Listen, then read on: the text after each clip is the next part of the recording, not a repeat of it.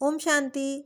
5 जून 2026 प्रातः मुरली बाप दादा मधुबन। बाबा कहते, मीठे बच्चे, बाप के साथ साथ तभी चल सकेंगे जब इस पुरानी दुनिया से बेहद का वैराग्य होगा। प्रश्न, भगवान समर्थ होते हुए भी उसके रचे हुए यज्ञ में विघ्न क्यों पड़ते हैं? उत्तर, क्योंकि रावण भगवान से भी तीखा है। जरूर जब उसका राज्य छीना जाएगा तो वह विघ्न डालेगा ही। शुरू से लेकर ड्रामा अनुसार इस यज्ञ में विघ्न पड़ते ही है, पड़ने ही है। हम पतित दुनिया से पावन दुनिया में ट्रांसफर हो रहे हैं तो जरूर पतित मनुष्य विघ्न डालेंगे। गीत है, ओ दूर के मुसाफिर। ओम शांति। मीठे मीठे रूहानी बच्चों ने गीत की लाइन सुनी। जैसे वेद शास्त्र आदि भक्ति मार्ग का रास्ता बताते हैं, वैसे गीत भी थोड़ा रास्ता बताते हैं। वह तो कुछ समझते नहीं। शास्त्रों की कथाएं आदि सुनना वह जैसे है कनरस। अब बच्चे जानते हैं दूर देश का मुसाफिर किसको कहा जाता है। आत्मा जानती है हम भी दूर देश के मुसाफिर हैं। हमारा घर शांति धाम है। मनुष्य इन बातों को नहीं समझे तो गोया कुछ नहीं समझे। बाप को न जानने से सृष्टि चक्र को कोई नहीं जानते हैं। यह आत्मा समझती है कि शिव बाबा कहते हैं, मैं टेम्पररी जीव आत्मा बनता हूँ, तुम स्थायी जीव आत्मा हो। मैं सिर्फ संगम पर ही टेम्पररी जीवात्मा हूँ, सो भी तुम्हारे मुआफिक नहीं बनता। मैं इस जीव में प्रवेश करता हूँ अपना परिचय देने, नहीं तो तुमको परिचय कैसे मिले। बाप ने समझाया है, रूहानी बाप एक ही है, जिसको शिव बाबा अथवा भगवान कहते हैं। दूसरा कोई नहीं जानते। इसमें पवित्रता का भी बंधन है। बड़े से बड़ा बंधन है अपने को आत्मा समझना। जिस दूर के मुसाफिर पतित पावन को भक्ति मार्ग में याद करते हैं, वह रूहानी बाप समझाते हैं कि मैं सबको ले चलूँगा, किसको भी छोड़ नहीं जाऊँगा। वापिस तो सबको जाना है। प्रलय भी नहीं होनी है। भारत खंड तो रहता ही है। भारत खंड का कभी विनाश नहीं होता है। सतयुग आदि में सिर्फ भारत खंड ही रहता है। कल्प के संगम पर जब बाप आते हैं तो आदि सनातन देवी देवता धर्म स्थापन करना होता है। बाकी सब धर्म विनाश होने हैं। तुम भी आदि सनातन देवी देवता धर्म स्थापन करने में मदद कर रहे हो। तो गीत सुना। कहते हैं, बाबा हमको भी साथ ले चलो। बाप कहते हैं, ऐसे साथ में कोई चल न सके जब तक पुरानी दुनिया से वैराग्य न आए। नया मकान बनता है तो पुराने से दिल टूट जाती है। तुम भी जानते हो यह पुरानी दुनिया खत्म होनी है। अब नई दुनिया में चलना है। जब तक सतो प्रधान नहीं बनेंगे तब तक सतो प्रधान देवी देवता बन नहीं सकेंगे। इसीलिए बाबा बार बार समझाते हैं, अपने को आत्मा समझ बाप को याद करते रहो। सद्गति करने वाला दूर का मुसाफिर एक ही आया हुआ है, उनको दुनिया नहीं जानती। सर्वव्यापी कह दिया है। अभी तुम बच्चे नंबरवार पुरुषार्थ अनुसार जानते हो कि हम शिव बाबा की संतान हैं।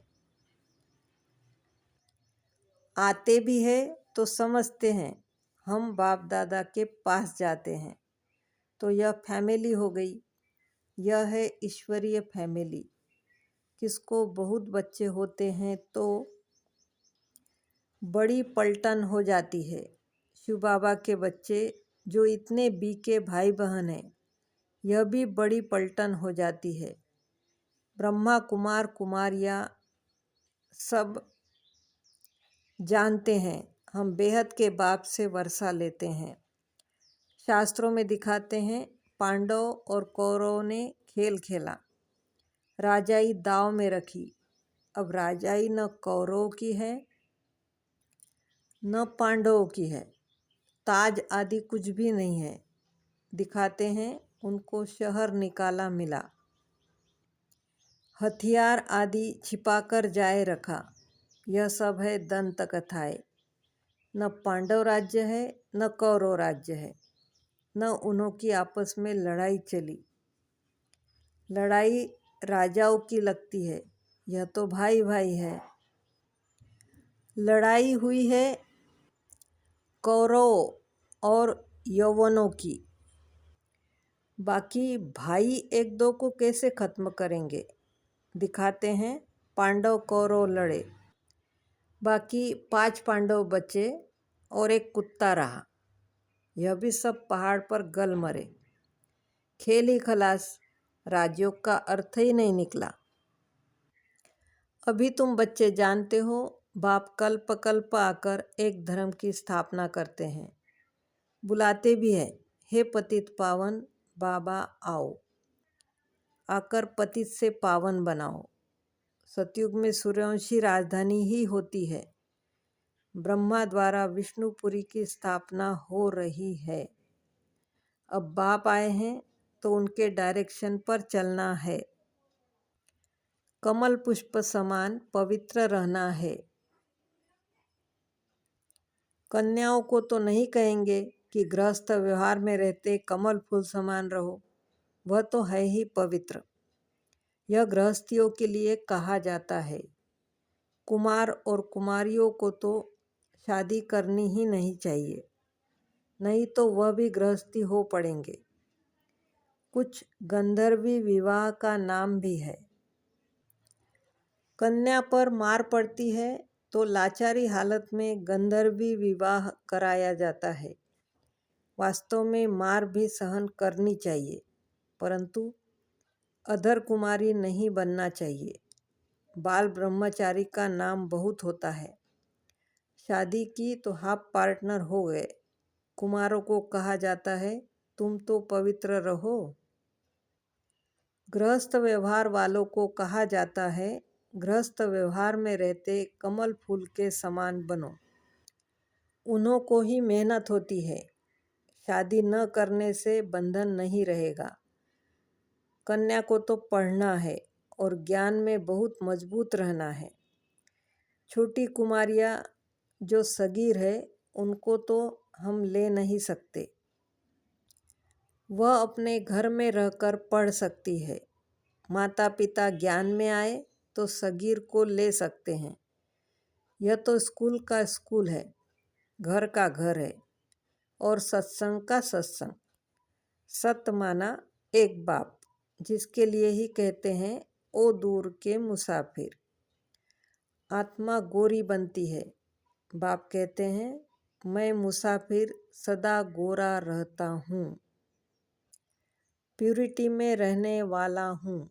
मैं आकर सभी आत्माओं को पवित्र गोरा बनाता हूँ, तो कोई ऐसे मुसाफिर है नहीं।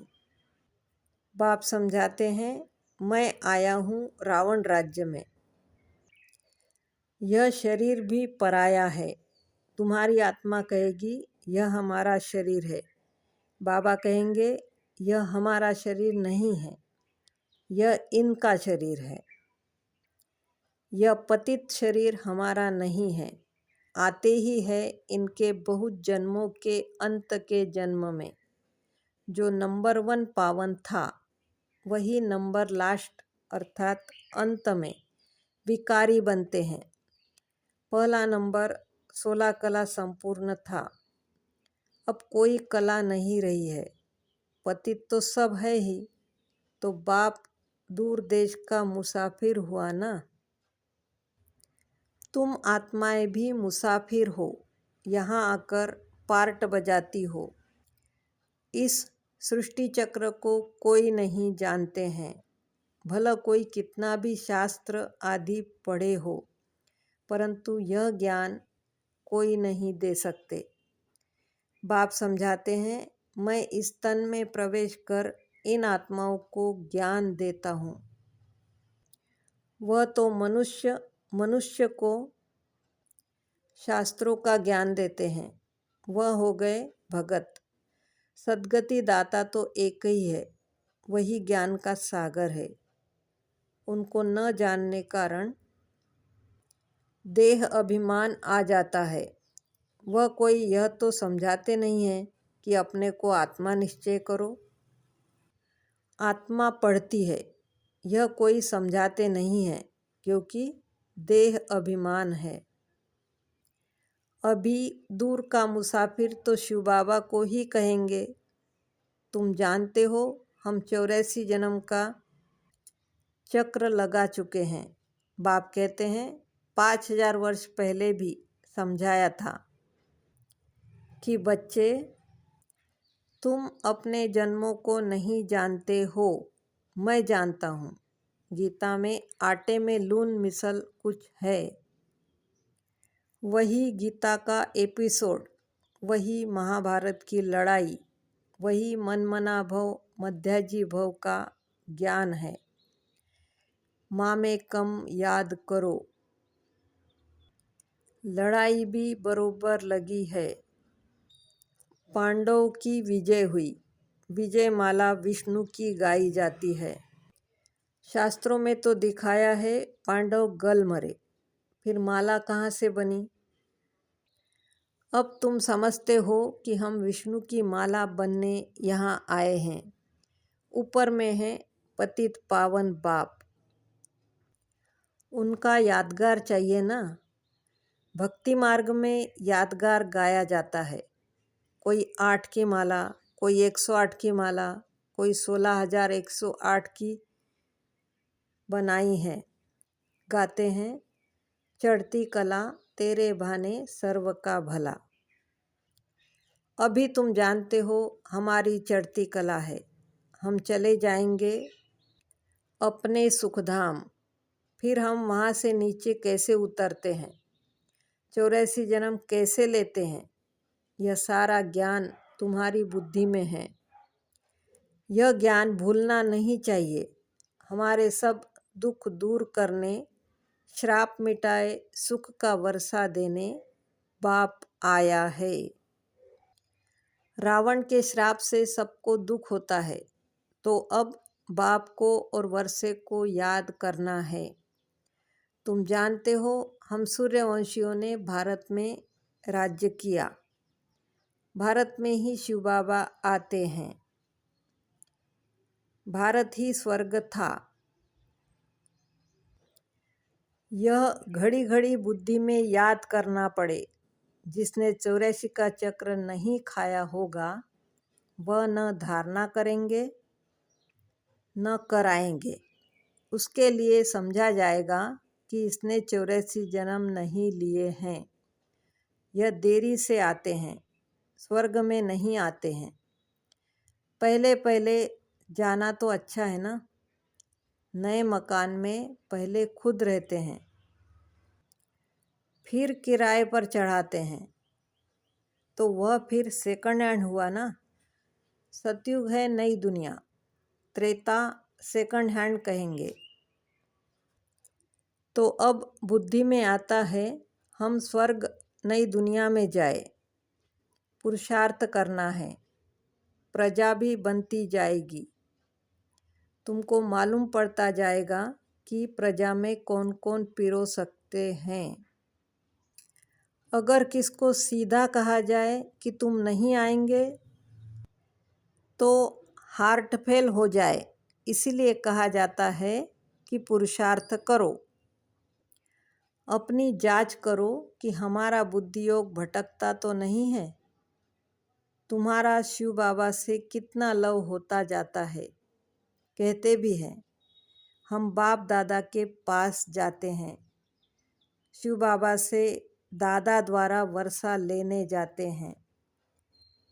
ऐसे बाप के पास तो कोई कई बार जाए, परंतु गृहस्थ व्यवहार भी संभालना है।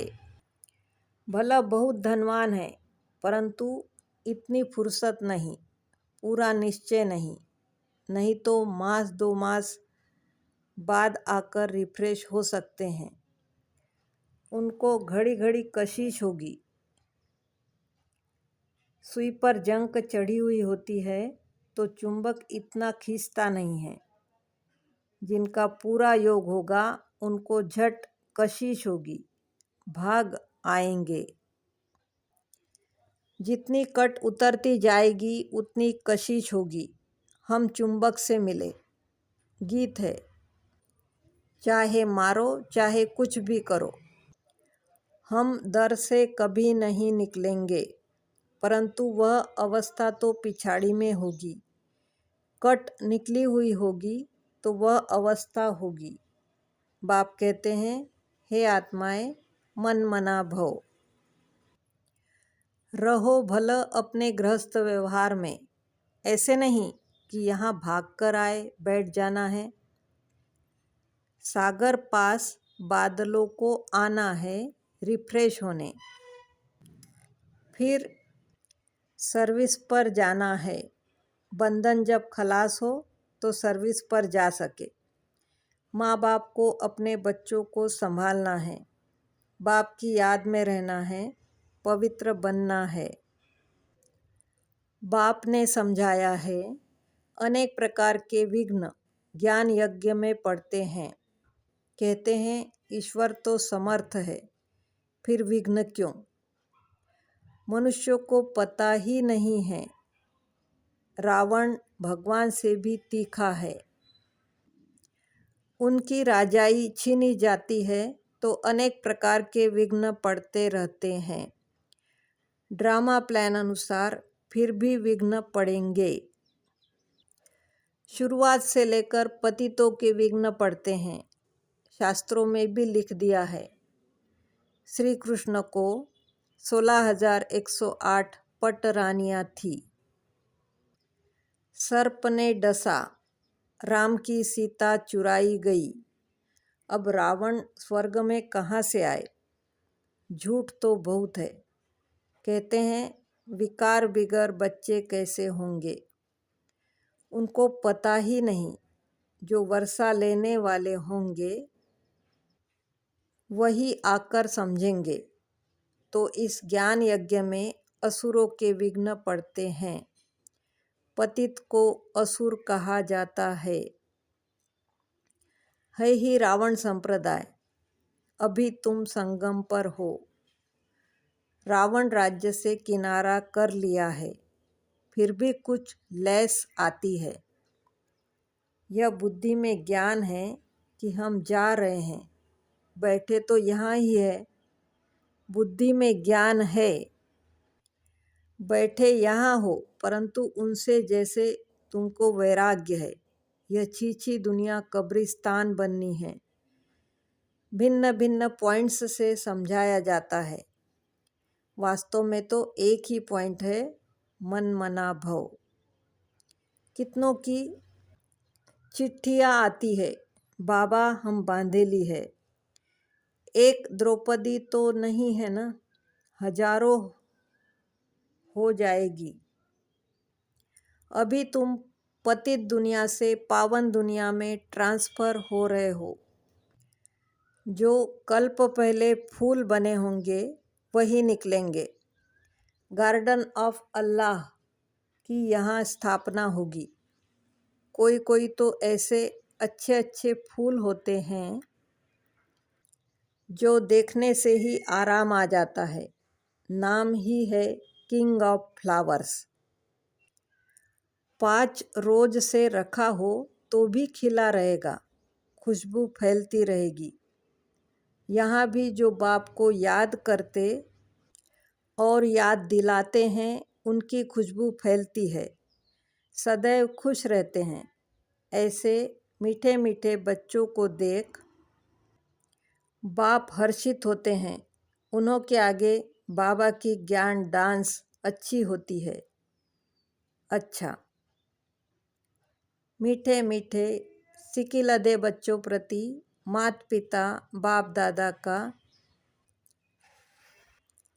याद प्यार और गुड मॉर्निंग।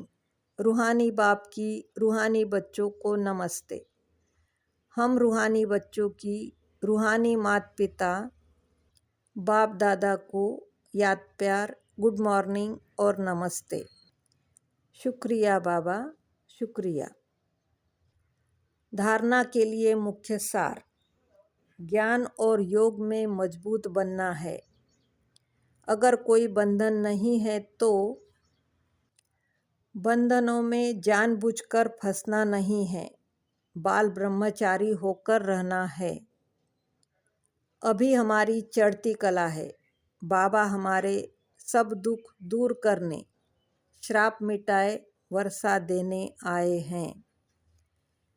बाप और वर्षे को याद कर अपार खुशी में रहना है।